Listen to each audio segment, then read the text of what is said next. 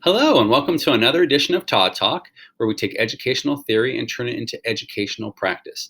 Today's topic is going to be the caring factor. Probably the number one question I get asked by teachers, whether they be veterans or young teachers or student teachers just coming up, is what is the biggest impact that you can have on students?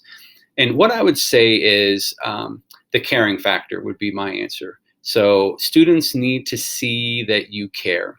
And you can show this in various ways, but it's really difficult for them to learn if they don't think their teacher cares. So, you have to show this through your actions, not through your words, not through your rules or whatever, but through your actual actions that you care about them and what you're teaching. And so the caring factor really breaks down into two parts. So there is the academic side of things, and then there's the social emotional part of things. The academic side of things is the grading, the assessments, the curriculum, the assignments, all that stuff. And when we're starting out as teachers, we get a lot of training on this. The academic side of things, even in professional development, is mostly geared towards this academic side of the coin. Unfortunately, the other flip side of the coin, the social emotional, is equally, if not more important than the academic, and yet we don't get as much training on that or as much focus on that. There's not a lot of purposeful social emotional learning going on in the classroom, and so sometimes things can get lost in the shuffle as a result. So I'll take each of these and kind of give practical suggestions for both. So for the academic side of things, there are three things that you can really do to show students that you care about the academic part. The first one is that you can show that you care about your subject area.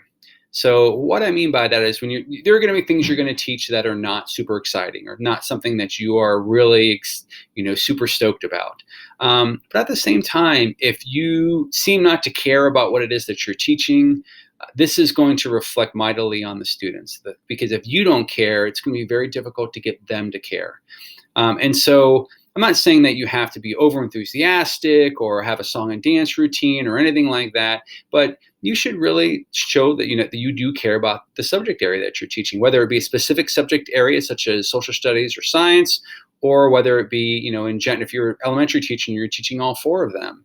I'm someone who does not like math. But when I teach math, I have to act like I like it. I don't want to tell kids, hey, I hate math, it's useless, because that's going to reflect upon them. And they're going to be like, well, he thinks it's useless, so why should I really care about it? So you want to make sure that you are, show that you care about your subject matter. The second part of academic is making yourself accessible to students for help. Students want to know that they can come to you for help. You may not give them the answer all the time, but they feel comfortable coming to you. They don't feel like they're going to be humiliated or made fun of or called out in front of others. They feel like they can come to you and you are going to give them the attention that they may need in order to help them. Or you're going to point them in the right direction, or you're going to empower them to help themselves. And so this is really important as well.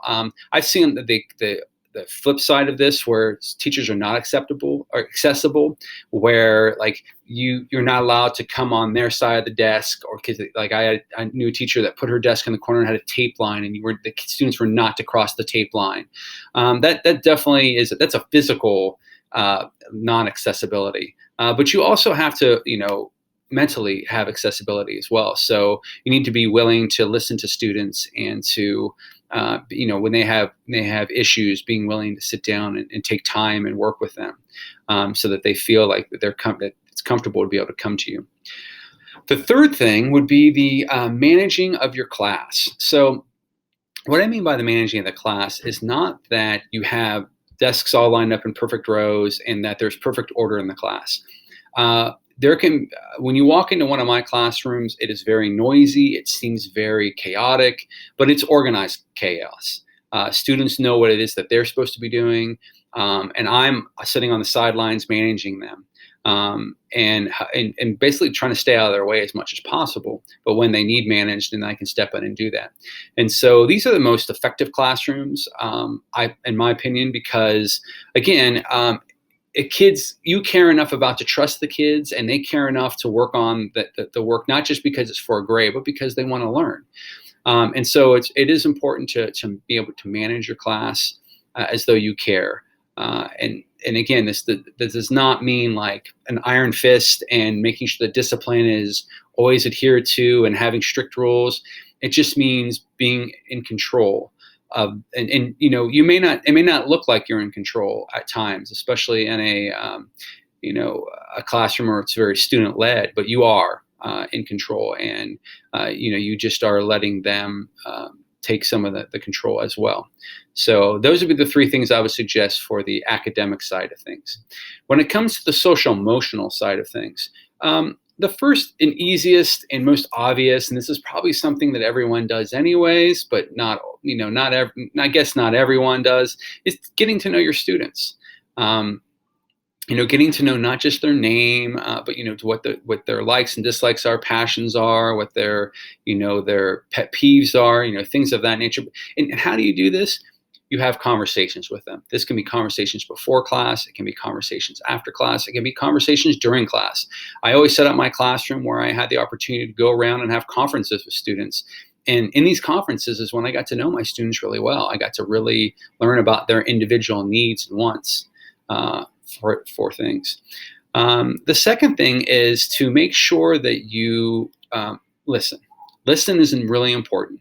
A lot of times as teachers, we feel like we have to be the ones who are talking all the time, or we are the ones who are in charge. We're the ones that need to steer the ship. When in reality, that's not the case. Sometimes the best teacher is just the one that listens. And doesn't try to fix the problem necessarily, but they just listen and are empathetic to that problem. There are going to be problems that students are going to give you that you're not going to be able to solve, whether they have a bad home life or things are going, friends outside of school are doing things that you can't do anything about, that you can't control because it's not in your classroom. But it's best just to listen and be empathetic with them. Again, this shows that you care, and they feel like they have someone that they can talk to.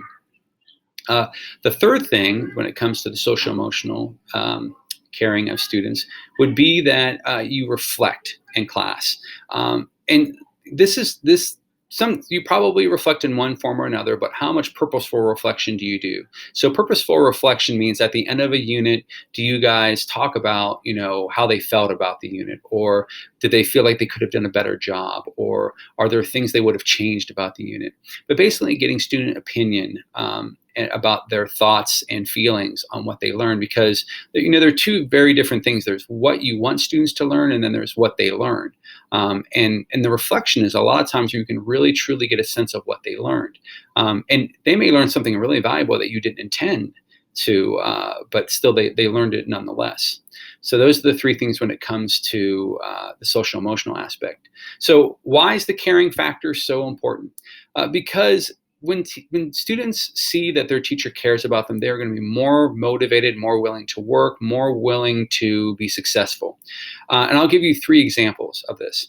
So the first example of the caring factor is Albert Einstein, considered by many to be one of the smartest people who ever lived.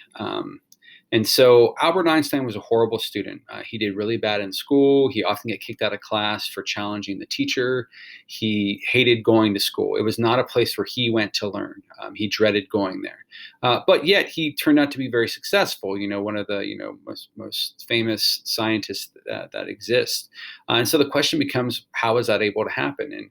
And the caring factor for him was a man by the name of Max Talmy. Max Talmy was a student who had dinner with the Einsteins once a week for a 5-year period. And when Max came to dinner, he treated Albert just like an adult. He shared theories with him that he was learning about.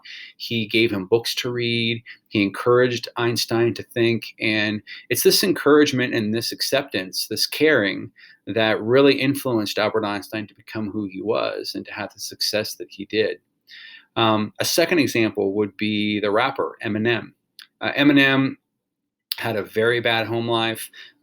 His mom was a drug abuser, alcoholic. I didn't know who his dad was, and moved from school to school to school. And he flunked the ninth grade 3 times.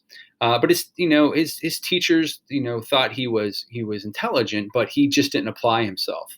And so the question is, how did he become a successful rap artist? There's got to be something that led to that. And the caring factor for him was his uncle. His name was Ronnie Polkington. And Ronnie Polkington gave Eminem his first experience with rap music. He gave them the soundtrack from a movie that had rap on it, and then they used to make rap tapes together.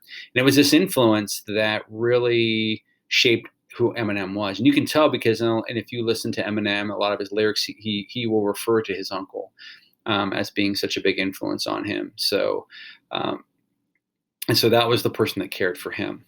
To give you an example of the not, the lack of a caring factor is my third example, who is Dylan Klebold.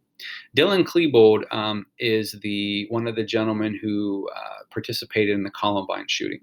The Columbine shooting, as everyone knows, is when two students went into their school and shot it up and killed dozens of kids before shooting themselves. And Dylan was one of these students. And so after the horrible acts had been perpetrated and the police investigated and they tried to pick up the pieces, they found Dylan's journals. And what they found in Dylan's journals is that he didn't feel like anyone cared about him. I mean, other than his mom and dad, he really felt like there was no one that cared for him. And because of that, he had a sense of hopelessness. And he's an extreme example. He suffered from depression, and coupled with the hopelessness that he felt from not being cared about, and the influence of his friend led to what happened. And I'm not saying that's going to happen to everyone who doesn't show that they're cared, but what will happen is they'll underachieve greatly, just like Dylan did. So what will happen is they won't get good grades, they won't do well in school, they'll stop caring about school. And so it's important that students feel like they have someone that cares about them. And hopefully as a teacher, you can be that person, giving them their academic needs when it comes to care and their social emotional needs when it comes to care. Thank you.